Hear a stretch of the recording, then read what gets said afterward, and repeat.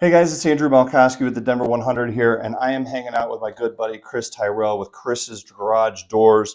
Um, Chris, I have known you for a long time. You've been building this business, and I want to thank you so much for being here to chat with us a little bit about garage doors. Of course.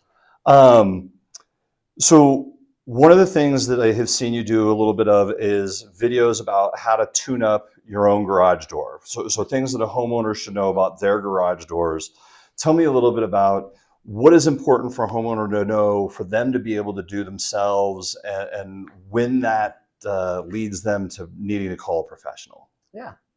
Well, so there's two options. One, if you're a little handy and you want to do it yourself, doing it on your own is a great option, the place to start.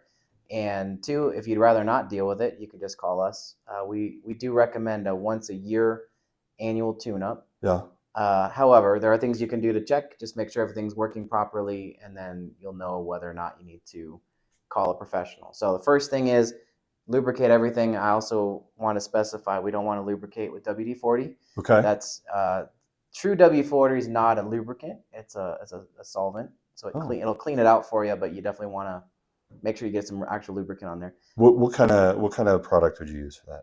So if you go to any hardware store, there will be a garage door lubricant that you can use. I would just recommend going there. Then you know you got the right stuff. And is that the tracks that it runs on that you're lubricating? So I would lubricate the hinges. Okay. So there's going to be a whole slew of hinges on the door. Between where the door does that? Yeah, okay. Yep.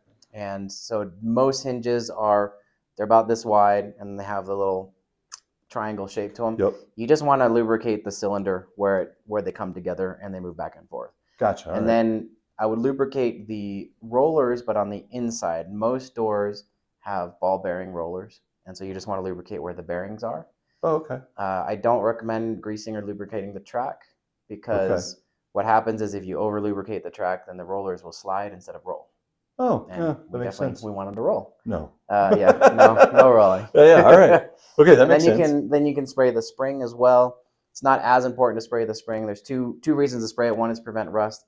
In Denver, we're not too concerned about rust. Okay. And two is to keep the coils from rubbing too tightly together, because the way torsion springs work is they twist instead of stretch. Okay. So definitely lubricating that would be helpful. And that's kind of it. If you lubricate all that, then you're going to minimize a lot of the noise output and make sure everything's running smoothly together. Okay. The other thing is tighten all loose bolts. Tighten all bolts, really just running over every bolt, making sure it's not loose, because if the hinges get loose and they're not actually doing their job, they're going to cause more problems down the road. Yeah. Making sure all those bolts are tight. That's those two things was pretty much the majority of your maintenance tips. The other thing I recommend is making sure the door gets in the closed position and pulling the manual release cable, which is the red cord that's hanging down the middle. You do want to make sure you know how to reattach that, because every opener is a little different in how to reattach. And then you just lift the door by hand. A truly balanced door, you should be able to lift the average person with one hand without any issues. And that's no matter the weight of the door. If the right springs are on there and the right balance, it should be fairly easy to lift. Are you lifting that from the bottom or Yes. the handle? Most doors should have a handle on them. If it doesn't have a handle and it has a strut across the top, you can, but most doors will have a handle at some point. Okay. And then if you don't find one, you can lift from the bottom, or you can press and push up. Yeah, okay. But definitely make sure to watch your fingers in the between sections. But the average person should be able to lift it, no problem. With one hand. And if they can't, then that's a balance issue? Yes, and the true balance check, so if you raise it halfway and it doesn't go any further up or any further down, then it's technically considered balanced. Oh, okay. A perfectly balanced door is going to sit, and also in the open position, so halfway and in the open position. A perfectly balanced door is going to sit every quarter.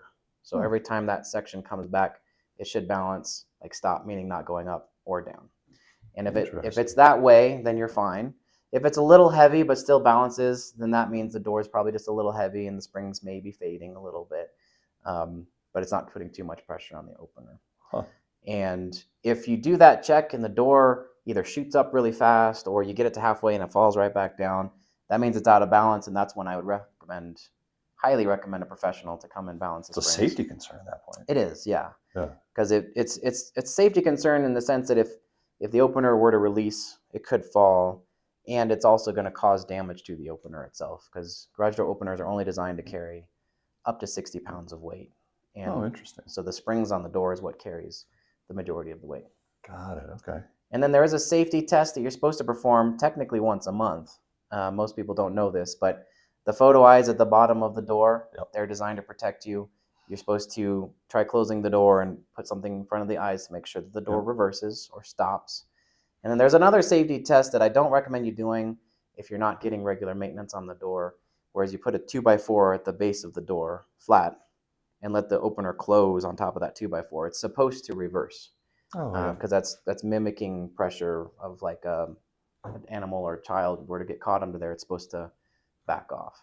However, if you're not getting the door tested on a regular basis and serviced, and you try that test, you could cause damage to the door if the safety feature doesn't work. Oh, okay. Yeah. Good to know. That's some great information.